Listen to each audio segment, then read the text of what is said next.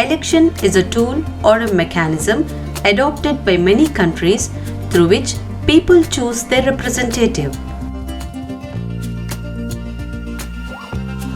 Election is necessary because citizens of that country can independently select the person who is going to take important decisions and shape the future. The minimum required condition for a democratic election is everyone should be able to vote with equal value. After every 5 years, Lok Sabha and Vidhana Sabha elections are held regularly. The term of the elected representative ends after every 5 years. Elections are held in all the constituencies within a few days. This is called general elections. Sometimes election is held only for one constituency to fill the vacancy caused by death or resignation of a member. This is called a by-election.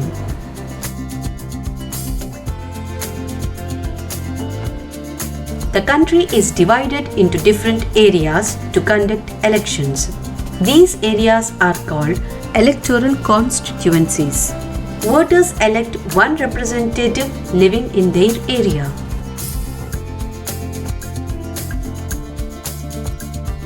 For Lok Sabha elections, the country is divided into 543 constituencies. Representatives elected from each constituency are called members of the parliament. Each state is divided into a specific number of assembly constituencies, and the representative elected here is called member of Legislative Assembly.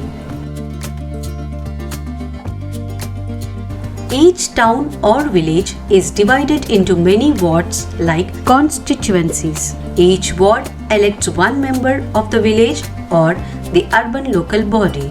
Sometimes these constituencies are counted as seats. Constitution makers have made a special system for reserved constituencies for the backward sections.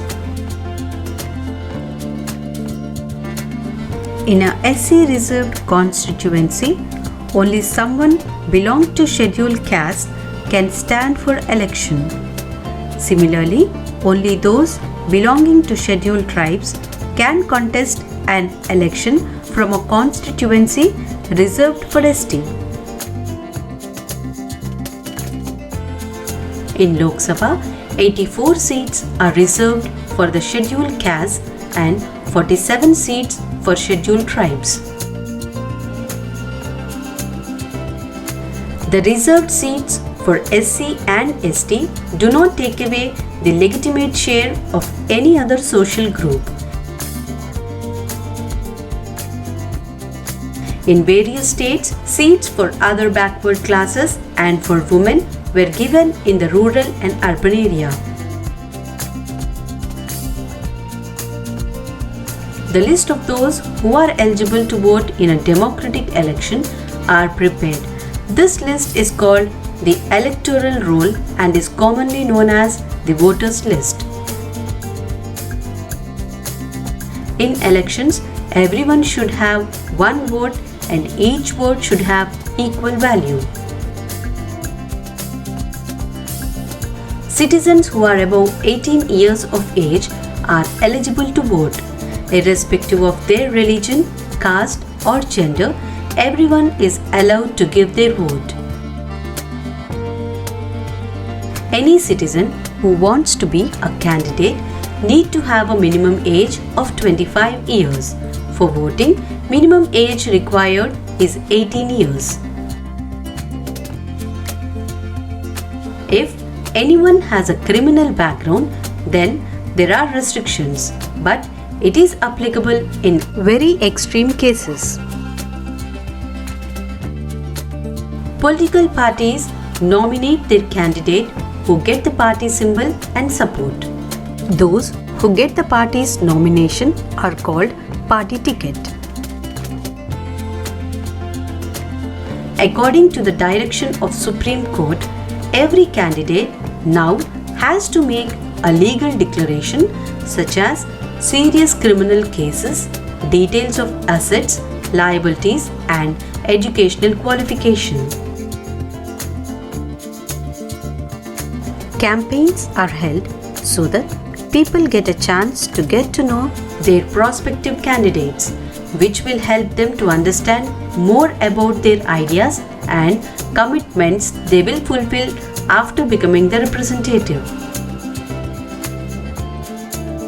According to election law, no candidate or party can give bribes or attempt to threaten voters, use government resource for election campaign, attract the voters in the name of religion or caste. Some of the popular slogans used by parties are 1. Garibi Hatao, 2. Save Democracy, 3. Land to the Tiller, 4. Protect the self-respect of the Telugus. The day when voters cast their vote is called Election Day. Earlier, ballot paper system was used, whereon a sheet of paper, the names of candidates and their party was listed.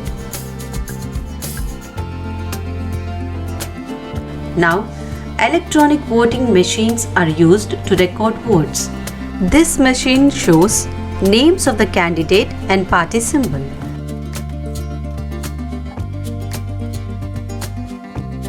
Independent candidates too have their own symbols allotted by Election Commission. The candidate who secures the highest number of votes from a constituency is declared as elected. In India, elections are conducted by the Election Commission. Election Commission has its own Chief Election Commissioner appointed by the President. Election Commission has equal power as Supreme Court at the time of elections. Election Commission implements code of conduct and punishes any candidate or party that violates it. During the election period, the Election Commission can order the government to follow some guidelines. On election day, officials work under the control of Election Commission.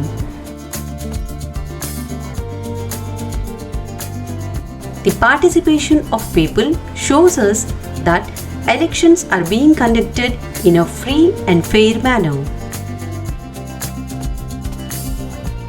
In India, illiterate, underprivileged and low-income groups of people vote in large numbers compared to rich people. Overall, in India, elections are effectively free and fair.